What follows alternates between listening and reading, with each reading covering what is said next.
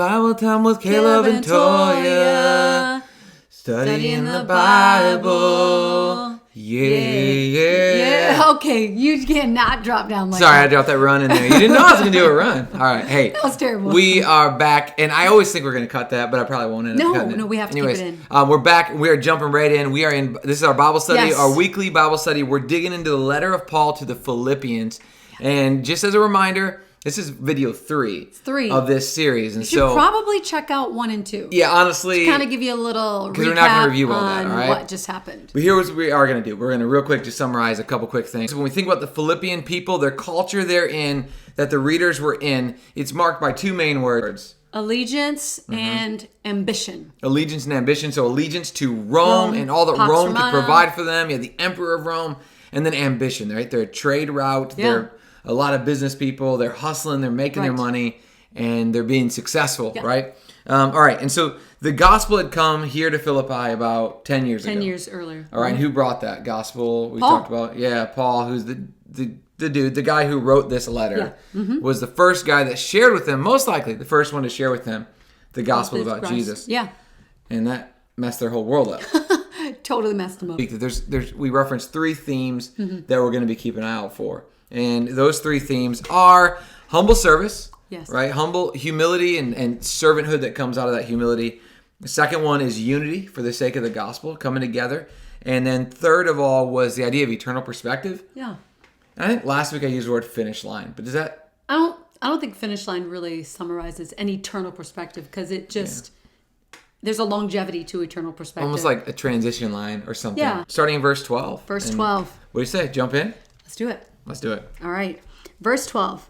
I want you to know, brothers, that what has happened to me has really served to advance the gospel, so that it has become known throughout the whole imperial guard and to all the rest that my imprisonment is for Christ. And most of the brothers, having become confident in the Lord by my imprisonment, are much more bold to speak the word without fear. Some indeed preach Christ from envy and rivalry, but others from goodwill. The latter do it out of love, knowing that I am put here for the defense of the gospel. The former proclaim Christ out of selfish ambition, not sincerely, but thinking to afflict me in my imprisonment. What then? Only that in every way, whether in pretense or in truth, Christ is proclaimed, and in that I rejoice. Okay, what jumped out to me is the repeated word of imprisonment. Yeah, so one thing we like to do is mark our text, mark the scriptures something up. That keeps coming up over and over again, a word or a phrase or something. Oh yeah, imprisonment, that definitely jumps out, which kind of gives us something we haven't talked about yet. Yeah, where was Paul at when he was writing this? Where is he? He's in prison. Yeah, we can assume that he is in prison, he's in chains. Right, which adds some weight to this letter. Paul is in prison in the city of Rome, the capital city of the empire, right under the watchful eye of the emperor. So think about the Philippians, one of their main things is they're driven by allegiance to Rome. And one of their great fears would be, but we could end up suffering persecution from Rome if we worship Jesus instead of the emperor. And here's Paul in prison in Rome. So think about it kind of like house arrest. He's chained 24/7 to a Roman soldier. Yeah. And those Roman soldiers switch out, but he's always chained to a soldier. He can't leave the house. Right. And he is suffering. That means what it meant was all his food, all his health care, all his clothing that he would have to change into had to be provided for him by friends and volunteers, by generous people. I think it's worth thinking, okay, what does he say about his imprisonment in this passage? He says, it has served for the advance of the gospel. Yeah. So him being in chains somehow has served to advance it. That's in verse 12. Advancing the gospel. My imprisonment is for Christ. Yep, verse 13. And not only that, but I like the idea there in 13 that it says it's become known throughout the whole imperial guard, that and everyone else, that my imprisonment is for Christ. So not only does he know it's for Christ, and then but others everybody around him now knows. That's really good to think about. He's imprisoned for Christ. Yeah. Which is an interesting reason to be in prison. And in verse 14 he says, most of my brothers having become confident in the Lord by my imprisonment. Yeah. So it gives confidence to those around him. Yeah, so he mentions that everyone around him knows he's in prison for Christ. It served to advance the gospel. Yeah. And the family of God around him that knows about it, they're now more bold in sharing the gospel. Seems weird. What else say about his imprisonment? I am put here for the defense of the gospel. Verse 16. He's there for the defense of the gospel. and which is why he's in prison. And then Right. 17. If you look at 17, the former proclaimed Christ out of selfish ambition, not sincerely, but thinking to afflict me in my imprisonment. Yeah, so 15 through 18, and you probably notice this as you look at it, it's like, it seems like Paul is referencing there's two groups of people who are now preaching because he's in prison. Yeah. Some of them are preaching because they want people to hear of Christ. And some are proclaiming more about Christ because they want to make Paul's suffering worse. They want to stir the pot. And we don't know exactly what that means. Right. Were they in Rome and they were propagating the message of Christ more in the streets of Rome, knowing that it would make it worse on Paul? Maybe so. So think about it for a minute. Like the readers in Philippi, what do you think? Again, if they thought one of their fears of preaching Christ in their city would have been being persecuted by Rome. Yeah, being persecuted, being in chains. We wouldn't want that. Yeah, so we would try to avoid that as much as possible and at all costs. Yeah. So what do you think it would have meant for the readers to hear this? That number one, Paul is in prison in Rome, probably. Yeah. And number two, the kinds of things he says about being in prison. What do you think it would speak to them? I think, to me, it would give them, it's so countercultural. They would have to shape their head around, like, actually, this is good. Suffering for Christ is actually a good thing. Yeah. I feel like that would be a hard concept, but it's a hard concept for me. Right? Yeah. I don't want to run towards suffering. Just naturally, I want to run away from it. Yeah. Because it's hardship. Yeah. It's baggage. It's difficult. But I think for the readers, it would give a source of hope for them that they know most likely that they will experience similar things and come in encounter with that, but not to fear it. That's good. But to embrace it. Yeah, I like it. I like that a lot. I think that's so good. And one of the things that Paul seems to think is, and this seems to be like kind of a general truth that's being communicated through this, that that's timeless, right? It's still true right now. It's that Paul is saying, if my life being harder means more people will hear of Christ, then let my life become more difficult. If those people preaching is going to make my life in prison even worse or make my time in prison be extended, let it be so if that means more people hear of Christ. Yeah. And the inverse is also true. If my life becoming easier would mean less people would hear of Christ, then may that not be so. Right. Which is like, oh my Paul, word. You're a very difficult man. Yeah, like that's crazy, right? You're My a very entire life is difficult about man. advancing the gospel. Right. And so this is that theme in 12 through 17 or through 18 there. Humble service. The theme of humble service. Paul's modeling it. And what we're going to see in Philippians is Paul's just not going to tell them, be humble and serve for the sake of the gospel and stuff. But he's going to actually give a bunch of different examples. Yeah. And it starts off with him as the example here. Yes. Yeah, He's Paul in prison does that where he sets the for example. the sake of the gospel. He's rejoicing in it because all his imprisonment is causing people to be emboldened to share the gospel. Yeah, and it's causing others to hear of Christ. And Yeah. so he's like, great, I'm good. Okay, you're in chains, but okay, you're good. And so just to think about, I think an application thought is to consider in what way right now am I maybe resisting sharing the gospel or living in a way to glorify Christ because it would make my life more difficult? Yeah. Is there any way I'm resisting a more difficult version of my life that would ultimately result in more people hearing of Christ? Because I know I do. Yeah. I make little micro decisions every day that I'm choosing an easier or more comfortable life. Self-preservation. Right. Or, Instead of choosing what would cause someone to see Christ or hear of Christ or whatever it might be. Yeah, doing the hard things. So the second passage, I'll go ahead and read, starting in verse, at the end of 18, and then we're going to go through 26. All right, it says this, yes, and I will rejoice, for I know that through your prayers and the help of the Spirit of Jesus Christ, this will turn out for my deliverance, as it is my eager expectation and hope that I will not be at all ashamed, but that with full courage, now as always, Christ will be honored in my body, whether by life or by death. For to me to live is Christ and to die is gain. If I am to live in the flesh, that means fruitful labor for me. Yet which I shall choose, I cannot tell. I am hard pressed between the two. My desire is to depart and be with Christ, for that is far better. But to remain in the flesh is more necessary on your account. Convinced of this, I know that I will remain and continue with you all for your progress and joy in the faith, so that in me you may have ample cause to glory in Christ Jesus, because of my coming to you again. All right. Paul preaching. He preaches is. some stuff. When I was reading this, like sometimes we do like a summary statement on a paragraph. And when Paul says in verse 21, for me to live as Christ and to die as gain. That's probably like there's a couple of verses in Philippians that are really familiar. If you've been around church, like you've heard these phrases before, and that's one of them, right? Yeah. We've heard it so many times. On t-shirts, it's on like wall hangings and things like that. To live as Christ, to die as gain. Paul is doing this weird thing where he's making you reshape the way to live and to die. And as you continue to read on, he'll talk about what it means to be living, why he's living on. Yeah. He goes a little deeper. Oh man. It says, not only am I willing to have my life be harder if it means the gospel will be shared, but I also have a whole different view of life and death than you normally would have. Yeah. So Paul's ready to reshape the way people live. Yeah. So what does he say about death? And this might seem a little bit morbid. Let's talk about death. Right?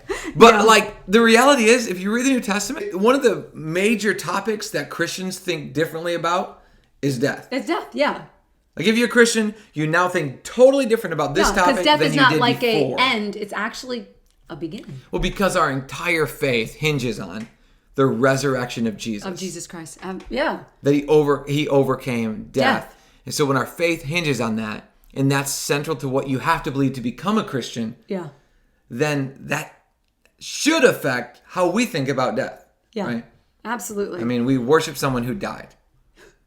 But we believe he's been resurrected. Absolutely. Yeah. All right. So, let's say about death. So Paul has some ideas of what he says about death. That he says, it's better for me. So there's something to be gained by death. Yeah, that's that verse 21. Mm-hmm. To die is gain. Gain, yeah. Which, I mean, you can think about that for a little bit. But I think he explains it a little more as we go. But his desire is to depart, to be with Christ.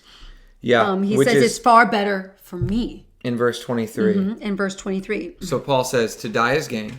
It's a good thing. I think even back in verse 20, he says that Christ will be honored, whether by life or by death. Which means he thinks death is a way to honor Christ. To honor Christ. Mm-hmm. To die is gain for him. Then he says that it's better for him to go be with Christ. So to him, to die means to be with Christ. So if that's a new idea for you, that's the Christian understanding of we leave afterlife. This life and we go be with the Lord. The New Testament doesn't give us a ton of details. Yeah, we don't know. But it is the concept of when Paul dies, he believes, he knows he will be with Christ. All right, so he says a lot about death, and he also here talks about life. So in this section, so what does he say about life? In verse 20, Paul says that it is Christ will be honored in my body by life, by him continuing to live. Right, yeah. So he could be honored by death, but also if I keep living, if I get released from prison here, and I keep on living, Christ will be honored. Christ is honored. Okay. And also in 21, he says, for me to live is Christ. Yeah, which is kind of a weird phrase. That is kind of a weird thing. I mean, I know we all got it on a t-shirt somewhere or whatever, coffee To mug. live is Christ. I think some people have talked about how we're Christ ambassadors. And so I feel like for me to live as Christ is kind of like for Christ to keep living, for Christ to keep speaking. Yeah. Because that's how Paul wanted to honor God. And so then verse 22, he says, if I am to live on in the flesh, that means fruitful labor for me. That if is interesting because that means he's not sure. Yeah, like, he does not know. I might die in this imprisonment. Right. If I don't, though, then it will mean I get to do more fruitful labor. That's very much tied to like farming language or like vineyard type of work. But that just means productive work is ahead of me. It continues on there, verse 23. I like the image there where Paul says, I am hard pressed between the two. Yeah. Because he's dying is gain. Absolutely. Better for him. It's better for him, but it's better for them if he stays. But he's which is 24. To remain in the flesh is more necessary on your account. Yes. Or it goes on in 25 and says, I know I will remain and continue with you all for your progress and joy in the faith. There's that emotional, heartfelt language again. So these ideas are really closely tied together. You know, I think, and even the previous passage, and a lot of it hinges on the idea of eternal perspective. Yeah. Which we said one of the themes is humble service, and we see that again in this section. But as well as that, we now see the theme of eternal perspective. That Paul's saying, like, if you are on your dream vacation, a dream you are walking the beach, the most beautiful beach on earth, beautiful weather, and you got a week of vacation ahead of you that's been paid for by someone else. Yeah, my favorite kind of vacation. All you can eat. I mean, you pay all for you nothing. Can eat. And you're cruising and you drop dead. Yep. That's terrible. Sorry. The next moment will be Yeah. the better moment than the vacation. Okay, that's kind of like hard for us to kind of like, Right. what? But like, think about the readers who are driven by ambition, right? Yeah, They 'cause are. we talked about that, Yeah. ambition. And They've been working, they've been hustling to build Yeah. a good life. They're trying to do this. they make a name for themselves. Yeah. That this is such a paradigm shift in their life. A whole worldview change. But you can see how if you recognize that your best life is on the other side of when you die, then it reorients Yeah. the way how you're willing to spend this life. Yeah. Yeah. Paul's like, if I die in prison, I die in prison.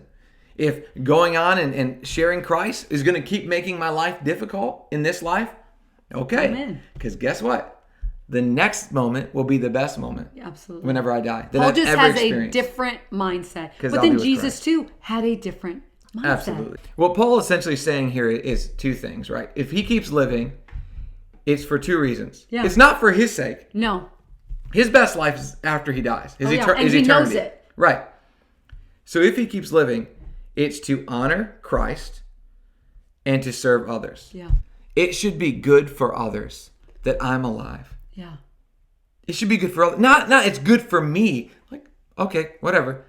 It should be good for others that I'm alive. Which is such a different way of thinking about life, but it's so much better, you know? Yeah. I think that when Paul is talking, he talks, so much of his life is about living further, living with Christ in the end. Love God and love your neighbors. Yeah. The first two commandments. Yeah. I think Paul has that perspective. He wants to love God. Yeah. And he wants to love the people around him. That's probably why he can sit in prison. Because, like, if my life, which you think about the Philippians, right? The ambitious ones. Like, if my life is about me working really hard to build up my financial security and my personal enjoyment and my comfort, right? If that's the goal of my life, then when that stuff starts to crumble, then why am I alive? What's my purpose? Yeah. When we put our purpose in material things that fade, that rust, that go, that like you said, like crumble, then we find ourselves crumbling in the midst of that. For Paul, he's saying, well, that stuff has nothing to do with my life purpose. Yeah. So like, it's Paul, people. If all of that happens to crumble, I get laid off from my job, I experience this suffering in this life, I get persecuted and thrown in prison, I get beheaded, which is how Paul likely died eventually. Spoiler alert. Yeah. Okay. And that doesn't affect my purpose. Yeah. Because I exist to honor Christ, and I can do that whether I'm rich or poor, whether life is easy or difficult. Whether I have health. Yeah. Or I'm sick. And my life is to serve others. Yeah. Whether that's sharing the gospel with them, helping them to grow, like it says here, your progress in the faith. Yeah. Right? To help people grow in their faith with Christ, or just to exemplify Christ in the way we love and serve those around us. Absolutely. I mean, my life is not for me. It's for Christ and others. I mean, it feels like that takes away joy, but it doesn't. But actually, it adds to that. Yeah. And as we continue to read, and as we've read through the Bible, we see that the way of a Christian is just a different mindset. Yeah. We want to encourage you. Again, we're looking for themes as we go through. So 12 through 26, we want to just be marking. All of that is the theme of humble service. Yeah. Right? The life laid down. Yeah. And then verse 19 through 26 also includes the theme of eternal perspective. And the two main driving home points from Paul are, if my life being more difficult will result in more people hearing the gospel, then may that be so. Right? That was the imprisonment piece. And then the second half here is to die is gain. Yeah. That's going to be better. So if I'm alive, it's not for my good. It's for yours. It's for your good, and it's for the glory of Christ. Well, we do really have it on our heart that we want to invite people to engage the scriptures together. And we started this whole thing because we really want to share that God is at work. God and His grace is at work in the everyday, ordinary lives of average people like us. And we're pretty ordinary and very average. Yeah, we really are. We really are. So one way you can help us to share that with others is honestly by liking and subscribing to our channel, liking the video and subscribing to our channel. It just helps us to become visible to some more people, so we can invite them to join us as well. Yeah. And we pray this is encouragement to you, and we appreciate you guys taking a little time out of your day to join understand Scripture and join us. Yep. So we'll see you soon. See ya.